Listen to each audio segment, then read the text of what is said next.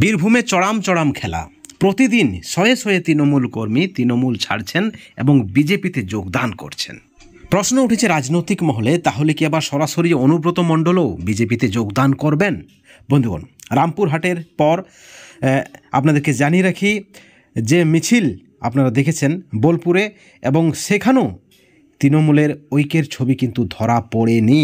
মিছিলে প্রথমে হুডখোলা গাড়িতে ছিলেন অনুব্রত মণ্ডল, পিছনের গাড়িতে কাজল শেখ সহ বাকিরা, এবং মিছিল শেষে যে তৈরি করা মঞ্চ, সেই মঞ্চে কিন্তু উঠলেন না বীরভূমের প্রাক্তন জেলা সভাপতি অনুব্রত মণ্ডল। এবং ঠিক অপরদিকে দেখা যাচ্ছে বীরভূমে তৃণমূলে ভাঙন শুরু হয়েছে। আপনাদেরকে জানিয়ে রাখি, আপনারা দেখেছেন আমরাই যে ভিডিওটি করেছি আগের ভিডিওতে, সেখানে প্রায় 500 থেকে 600 জন কর্মী তৃণমূল ছেড়ে বিজেপিতে যোগদান করেছেন।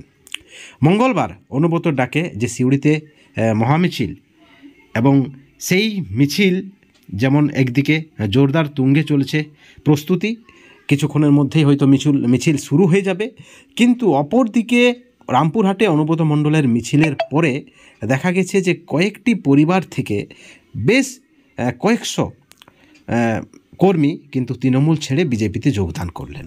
অনুব্রত মণ্ডলকে জেলা সভাপতির পদ থেকে সরানোর পর থেকেই এই নিয়ে বীরভূমে তিনবার তৃণমূল থেকে বিজেপিতে যোগ দিয়েছেন তৃণমূল কর্মীরা, এবং মঙ্গলবারে 250টি, সব মিলিয়ে 250টি পরিবার কিন্তু এই মুহূর্তে বিজেপিতে যোগদান দিয়েছেন, এবং তাতে হাজারখানেক তৃণমূল কর্মী রয়েছেন যেমনটা মনে করা হচ্ছে। সেখানে প্রাক্তন পঞ্চায়েত সদস্য থেকে শুরু করে বুথ সভাপতি থেকে শুরু করে আরও একাধিক ব্যক্তি রয়েছেন যারা কিন্তু একসময় নেতৃত্ব দিয়েছেন তৃণমূলের ব্লক লেভেলে, পঞ্চায়েত লেভেলে, এবং সেখান থেকে রাজনৈতিক মহলে যে আলোচনা শুরু হয়েছে যেবার হয়তো অনুব্রত মণ্ডলও বিজেপিতে যোগদান করবেন।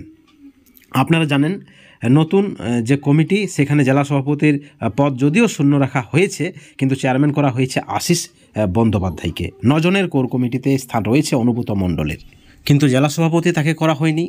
তৃণমূল সুপ্রিমো অনুব্রত মণ্ডলের সঙ্গে বৈঠক করেছেন রবিবার, কিন্তু তারপরও এই নিয়ে তিনবার বীরভূমে তৃণমূলে ভাঙন হয়েছে, যা কিন্তু সত্যি রাজনৈতিক মহলে একটা জোরদার জল্পনার সৃষ্টি হয়েছে।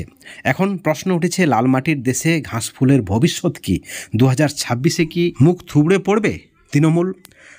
বীরভূমে অনুব্রত মণ্ডলের অনুপস্থিতি, অর্থাৎ তার জেলা সভাপতির পদ যাওয়া কি যথেষ্ট মাসুল গুনতে হবে তৃণমূলকে? একাধিক প্রশ্ন কিন্তু রয়েছে।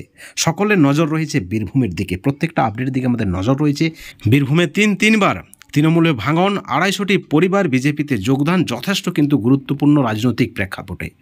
এই ভিডিওর পরিপ্রেক্ষিতে আপনাদের মতামত আপনারা অবশ্যই আমাদের চ্যানেলের কমেন্ট সেকশনে কমেন্ট করে জানাবেন।